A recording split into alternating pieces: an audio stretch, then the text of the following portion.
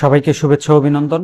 আজকে আরো একটি গুরুত্বপূর্ণ তথ্য আপনাদের জানাবো। এটা হচ্ছে রোগীদের প্রশ্ন। অনেক রোগীরা আমাদের প্রশ্ন করেন যে আচ্ছা, অ্যালোপ্যাথিক প্রত্যেকটা ওষুধের তো পার্শ্ব প্রতিক্রিয়া আছে, তাহলে হোমিওপ্যাথিক ওষুধগুলোরও কি পার্শ্ব প্রতিক্রিয়া আছে কিনা, এই বিষয়টা জানতে চান আমাদের কাছে। তো তাদের বলবো যে এই হোমিওপ্যাথিক ওষুধের আসলে পার্শ্ব প্রতিক্রিয়া বলা যায় না, পার্শ্ব প্রতিক্রিয়া নাই কোনো। কিন্তু হোমিওপ্যাথিক ঔষধের কেস ডিসরাপশন করে দেওয়ার ক্ষমতা, মানে কেসটারে একটা স্বচ্ছ একটা কেস, সেই কেসটারে উল্টাপাল্টা করে দেওয়ার ক্ষমতা অনেক ক্ষেত্রে অ্যালোপ্যাথিক ওষুধের চেয়ে বেশি। এই জন্য উল্টাপাল্টা কোনো হোমিওপ্যাথিক ওষুধ খাওয়া যাবে না। মনে চাইলে ইউটিউব দেখলাম, ফেসবুক দেখলাম যে এই রোগের জন্য এই ওষুধ বলছে, এটা আমি খায় নিলাম, এটা করা যাবে না।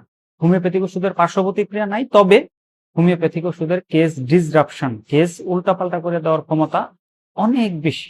ঠিক আছে?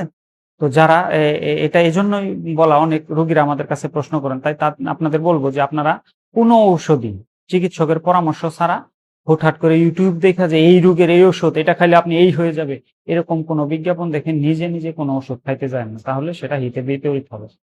ধন্যবাদ সবাইকে।